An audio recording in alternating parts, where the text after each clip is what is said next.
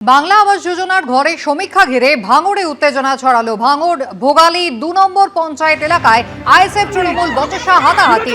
বেছে বেছে তৃণমূল নেতা কর্মীদের ঘরের সমীক্ষা করা হচ্ছে। প্রকৃত প্রাপক এবং আইএসএফ কর্মীদের বাড়িতে সমীক্ষা হচ্ছে না, অভিযোগ তুলে প্রতিবাদ আইএসএফ এর। পাল্টা জমায়েত তৃণমূল কর্মীদেরও। ঘটনাস্থলে গিয়ে পরিস্থিতি নিয়ন্ত্রণে আনে কাশীপুর থানার পুলিশ।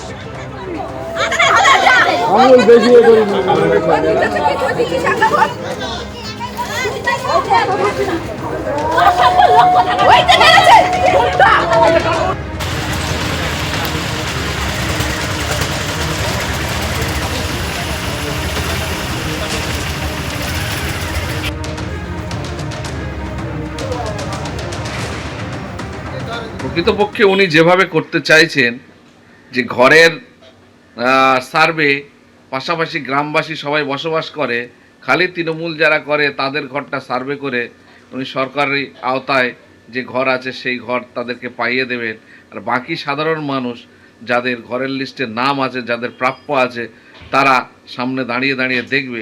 এটা তো হবে না, প্রতিবাদ নিশ্চয়ই হবে।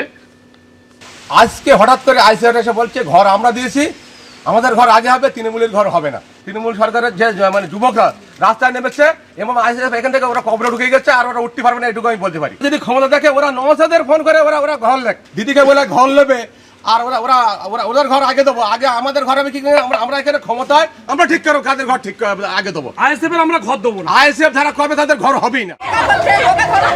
আর এর আগে ভাঙড়ের পর্যবেক্ষক তথা ক্যানিং পূর্বের তৃণমূল বিধায়ক শওকত মোল্লা হুঁশিয়ারি দিয়ে কি বলেছিলেন শোনাবো। আমাদের এই ভাঙড় থেকে 3টে অঞ্চল আমরা হেরে গিয়েছিলাম। আমাদের সরকার সেই 3টে অঞ্চলের ঘরটাকে পুরোপুরি বন্ধ করে দিয়েছে।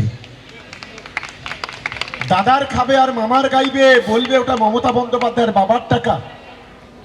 মমতা বন্দ্যোপাধ্যায় সরকার টাকা দেবে, আর তার মা মাসি নিয়ে এই চালতাবেড়িয়া শানপুকুরের কিছু সমাজ বিরোধী তারা টানাটানি করবে। আমরা বলছি টাকা আমরা বন্ধ করে দিয়েছি, যদি হিম্মত থাকে বাপের বেটা হও, সেই টাকা নিয়ে নাও, দেখি কত বাপের বেটা আছো তোমরা। আগামী দিনেও আমি পরিষ্কার বলি,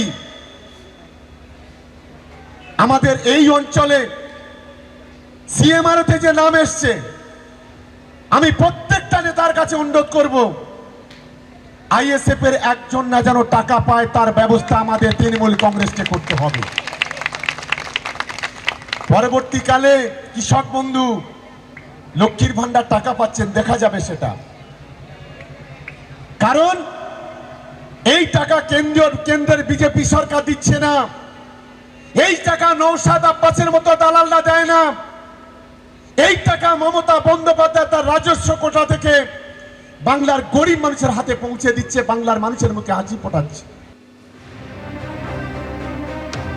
শওকত মোল্লা হুঁশিয়ারি দিয়েছিলেন, কিন্তু দুদিন আগেই বলেছিলেন ভাঙড়ে 3টে জায়গায় তারা জিততে পারেননি এবং সেখানে কিন্তু একেবারে আবাসের টাকা বন্ধ করে দিয়েছেন। লক্ষ্মীর ভান্ডারের টাকার ক্ষেত্রেও কিন্তু সেই একই ব্যবস্থা হবে এবং আইএসএফ যাতে কোনো মতেই মমতা বন্দ্যোপাধ্যায় সরকারের থেকে দেওয়া এই টাকা না পায়, এই সুযোগ সুবিধা না পায়, তা কিন্তু নিশ্চিত করতে হবে। আর এর প্রেক্ষিতে একেবারে বাংলা আবাস যোজনা যেখানে বাড়ি বাড়ি গিয়ে সমীক্ষা করা হচ্ছে, সেখানে উদ্দেশ্য প্রণোদিতভাবে শুধু তৃণমূল কংগ্রেস কর্মীদের বাড়িতে গিয়েই এই সমীক্ষা হচ্ছে। আইএসএফ এর যারা সত্যিকারের প্রাপক তারা বঞ্চিত হচ্ছেন, এই নিয়ে আইএসএফ এর কর্মী সমর্থকরা তারা বিক্ষোভ দেখান। কি বলছেন এই প্রসঙ্গে বিরোধী দলনেতা, দেখুন। ময়নাতে 2টো অঞ্চলে বন্ধ করেছিল, 2টো বিজেপি পরিচালিত অঞ্চল বাগচা এবং গজিনা। হাইকোর্টে এসেছিলাম, কান মুড়ে টাকা আদায় করে নিয়ে গেছি। ওরা মমতার বাপের টাকা নয়, তৃণমূলের চুরির টাকা নয়, ওরা জনগণের ট্যাক্সের টাকা, আরবিআই থেকে লোন নেওয়া টাকা। ময়নার বাগচা গজিনাতে যা হয়েছে, যদি ভাঙড় 2 নম্বর ব্লকের 3টে অঞ্চলে এই সরকারি ভাতা পাওয়া লোকেদের অর্থ আটকে থাকে, আমার সঙ্গে যোগাযোগ করুন। ময়নাতে যে লয়ার হাইকোর্টে প্লি করেছিল, আপনাদের পয়সা দিতে হবে না, শুধু ডকুমেন্টস দিয়ে যাবেন, আমি আপনাদেরকে লিগ্যাল সাপোর্ট দেবো। অপোজিশন লিডারের কাজ এটা, বিজেপি এটা শিখিয়েছে। এবিপি আনন্দ, এগিয়ে থাকে, এগিয়ে রাখে।